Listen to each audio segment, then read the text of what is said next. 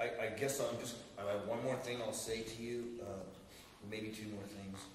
The pulley, it's just baby steps. It's huge. You just got to take steps. If you don't do something, if I wouldn't have got up from the couch, and I'm not giving myself kudos about it, but somewhere action has to be taken.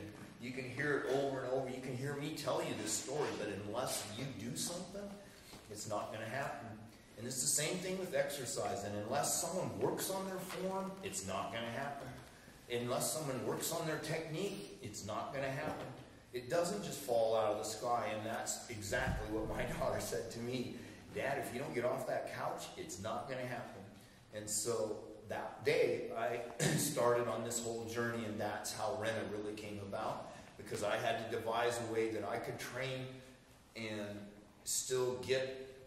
To me, I didn't really understand training in the first place, I don't think, until I had to really train and get something accomplished. And she was adamant. It was like every month, here, where are you? What do you got going on? So that is huge to me. And then the quote that I want to give you about that is, you don't have to be great to start, but you have to start to be great. And that's from Joseph. And to me, that's the whole thing. Remember, I told you at the very beginning, it's a journey. You started this amazing journey with Heather in learning how to play this music instruments, and I think it's amazing. I'm into exercise, but what your journey is kind of a lot like mine. And on that, I will answer any questions you want, or if you have questions, I don't know. Yeah, I would love to hear that. And if I could toot your horn a little bit. So John's work is being studied by the University of Oregon, and he's had Navy SEALs study with him, Olympic athletes. Justin is good. Let me tell you. My very humble boyfriend, exactly. I can do a pull-up now. I never in a million years even thought. I made 3 yesterday. I'm not a runner, but I can actually run off Spencer's View without even getting winded. It's a pretty amazing protocol, just because the training is producing such extraordinary results. It's fascinating, and it's almost parallel to what a doctor in Japan was developing too. You were developing and simultaneously unaware of each other's work. Exactly. So it's really fascinating. Actually, I wrote a book about it, it's fascinating.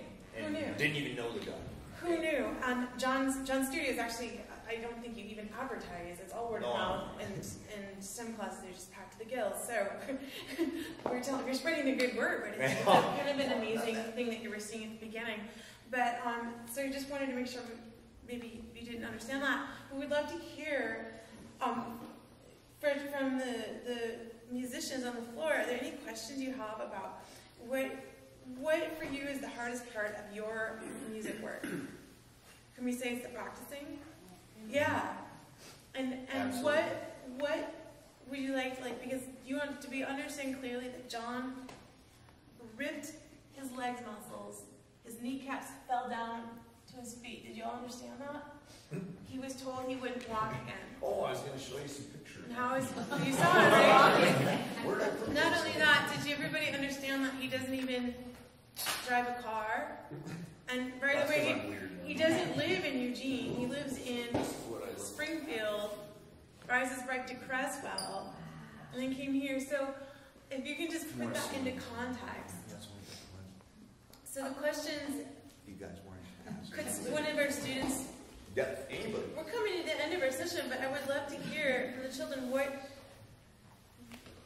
the hardest thing is the practice, right? The home practice here, one-on-one. It's you and your instrument, right? It's you and your instrument. Do we have any questions that we could ask from that? They do this to me, so they just look at me.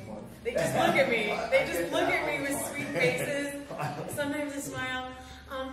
Do we have any questions? How do we make hard work fun? Does anybody want to know about that? How do you make it fun? Because last year we had a concert violinist come to us. We had a woman named Anthea Creston come.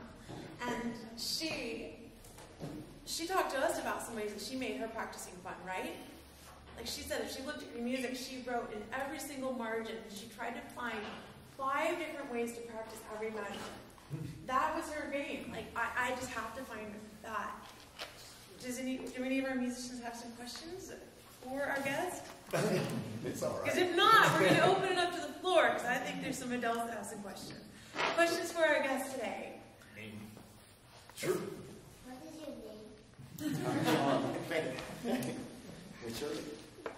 Solomon. Solomon, I like that name. Whew, that was an easy one. What's your name? How do you make fitness fun?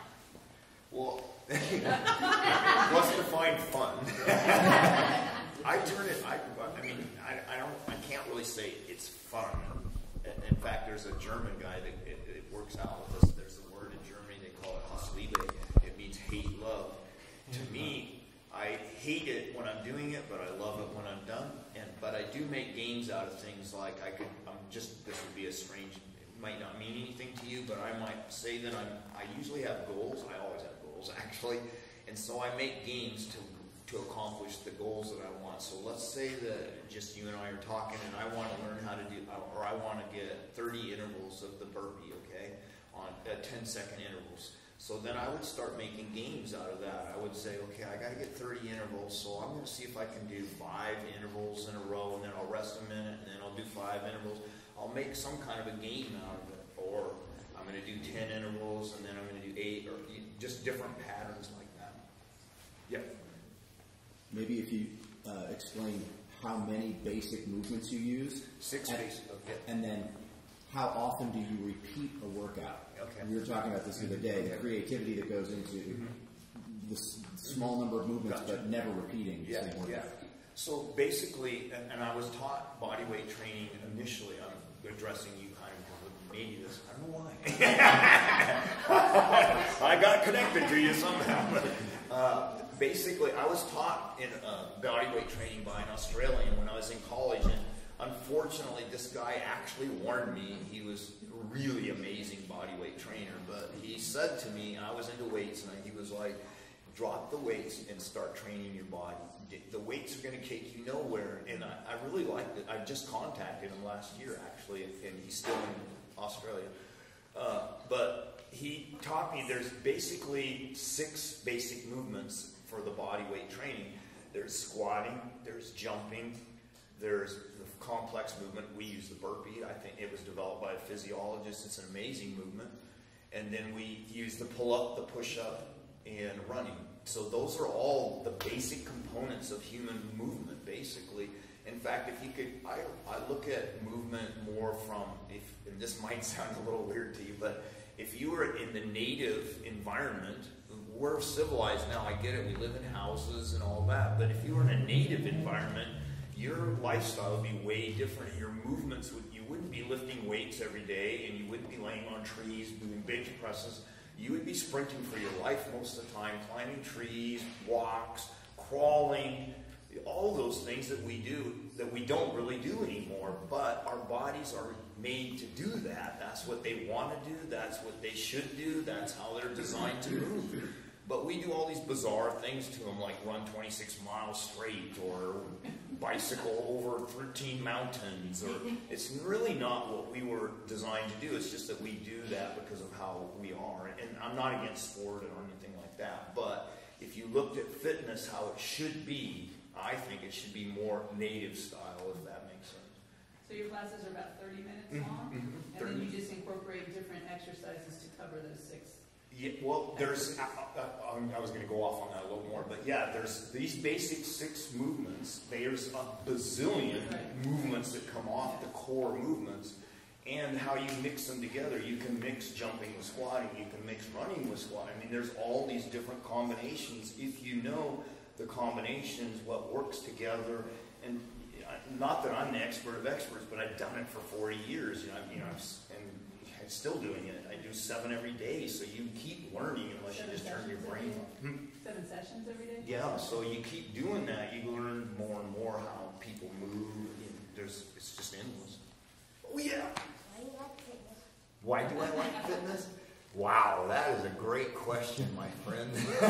Let me tell you really quickly, I started when I was 12 years old, if you can believe that. I used to make my brother get up. I have a little brother that's younger than me, and midnight I would wake him up because my parents thought I was kind of weird. And I was. And we'd sneak out and we'd run. He would time me. I'd do intervals. And I don't know why. In fact, my brother and I were just talking about that the other day. It's just been weird in my life. I actually would get my kids up and go out and do interval workouts. They'd have to time me before they go to school. I know, it's a little strange. So, does that help? I don't know why. Why do you like the violin? Because mom and dad want you to, or do you like it? I like that. I like the feel of movement, you know. I don't even like to be sitting in a chair very long. I'm really antsy like that, and I feel the best. I like that. I like the feel of movement. I like to be riding, those kind of things. I think we have time for one more question. Sure. But there's a burning question in the room. I always think speechless is like the ultimate compliment. When we just got them, wow. Anyway, any other would anybody like to say thank you? Can we say a big thank you? Great. You're welcome. Awesome. Well, before you go, I just want to say how grateful I am for everyone for coming, for Jon, for his wife, ReNA, for all of his support. We're here to encourage each other. This is the first of our 2 events this year. Our second event is also a really incredible story, just like not many people have heard your story in the world. And I really do believe, just like Shinichi Suzuki, it's just one person. I have a good idea. Here, 10,000 teachers later all over the globe. I was going to say that I want 10,000. I was going to say, Yeah. that's your dream. I even wrote it here. Right. In the same way that 10,000 teachers. sure, people didn't used to think that children could play music, and he completely showed that was possible, and I think you're doing the same thing with fitness.